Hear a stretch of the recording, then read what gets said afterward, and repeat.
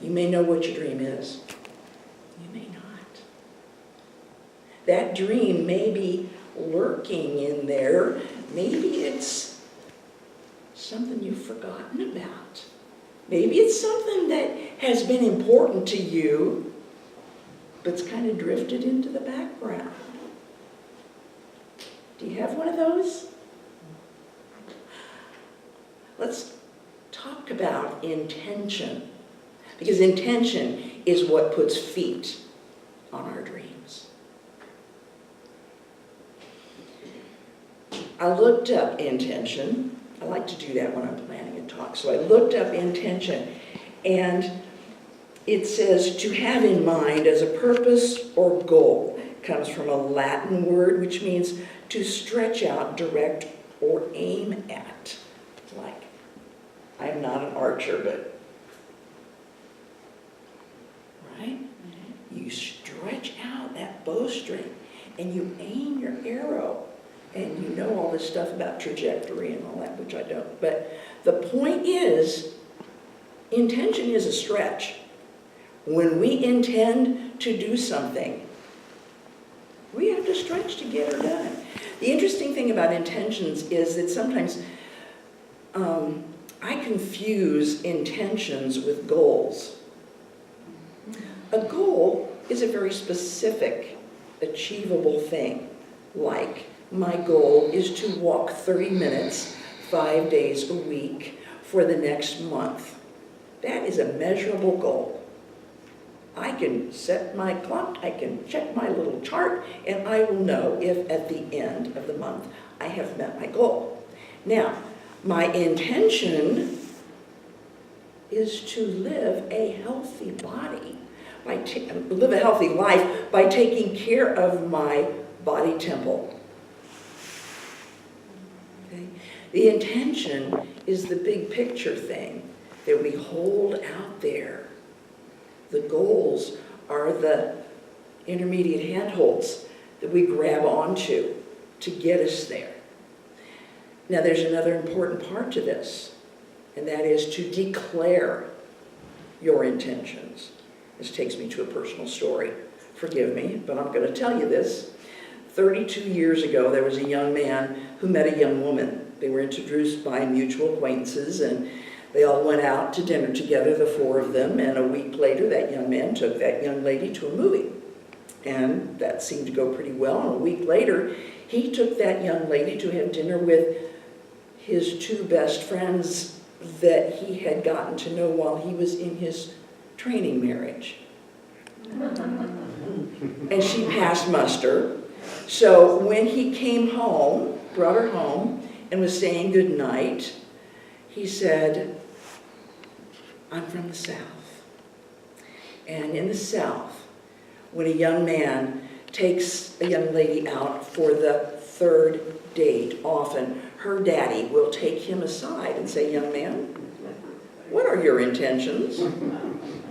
Now, my daddy wasn't there, but John declared his intentions anyway.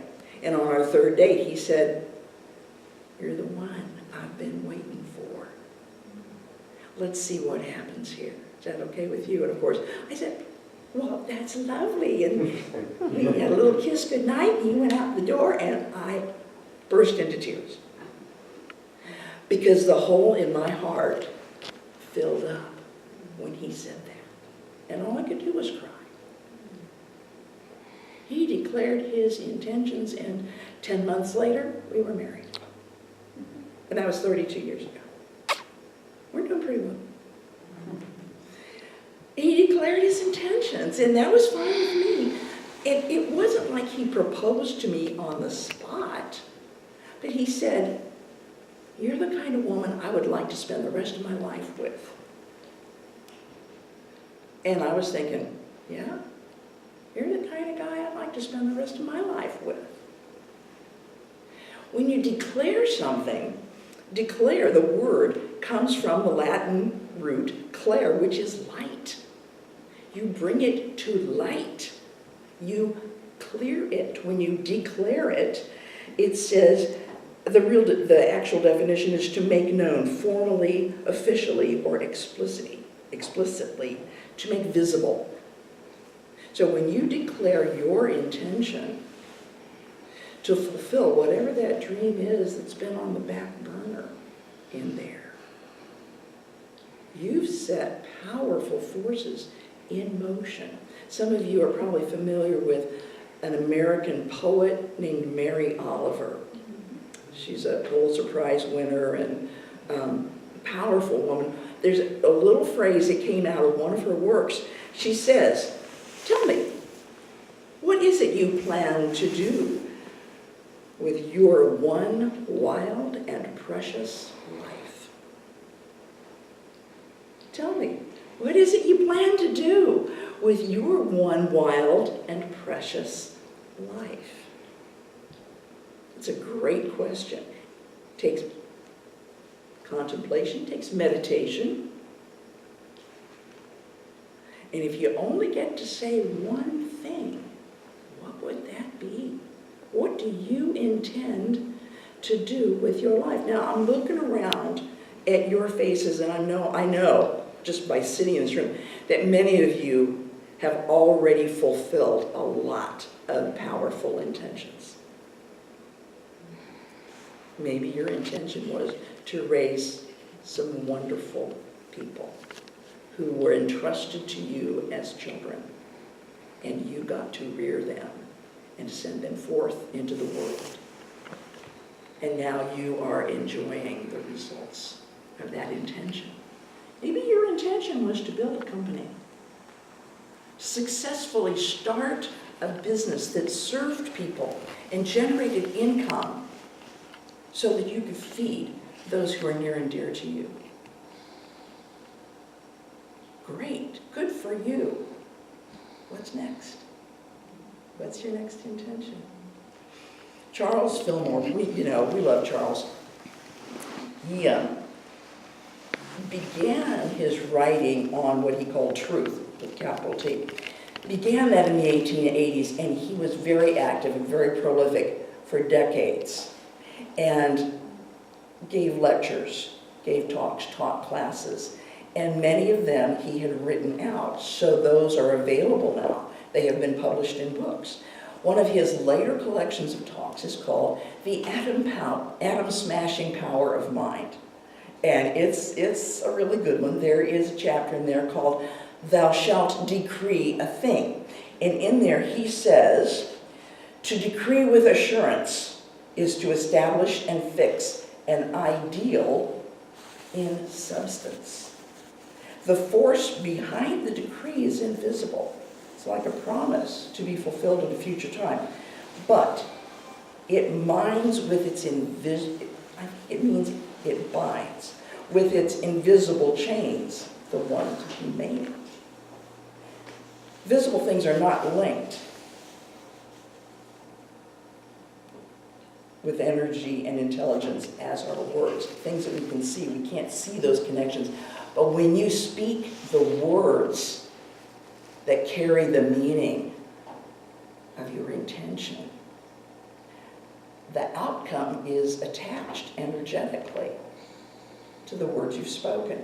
He says, words charged with power and intelligence increase with use, while material things decrease. Ever think about that? If we repeat an affirmation, it becomes more and more powerful. It becomes stronger and stronger until it has fulfilled its purpose, at which point it fades and a new affirmation comes to us. There's another part of this that I really love. He talks about the trumpets in the Old Testament. Trumpets are kind of an important thing in the Old Testament. They happen at several points. And the most well-known one is the one where Joshua and the Israelites were standing outside of Jericho, the walls of Jericho, and they're marching around. And the Lord says, march around 7 times and blow the trumpet at every time. Well, we've all seen, some of you may remember the commercials for Memorex. Is it live or is it Memorex? And there's a wine glass sitting in front of a tape recorder that's playing a tape of a woman, a soprano, singing a very intense note, and the wine glass shatters because of the sound. I don't know that really happens. But it did in the Old Testament, because the trumpets crushed the walls of Jericho. Okay. Fillmore says, we produce like results through the spiritual world, uttered audibly or silently, or both, by declaring and decreeing spiritually. We send into the ether a spiritual force that shatters the fixed states of consciousness. Jesus was very clear about his intentions. Gospel of John, he stated his intention quite clearly. I came that they may have life and have it abundantly. That's what he was about. He came that they may have life. And he goes on to talk about not just those of us who are sitting here listening right now, but the ones who can't get here, the ones of different tribes or different spiritual beliefs, because his message was not Christian. His message was universal spiritual. I am in the Father is in me. You can come to the Father through me, through my consciousness, through the consciousness of your oneness. That was his whole intention, and he did it. And like Reverend King, his work continues because of the power of his intention.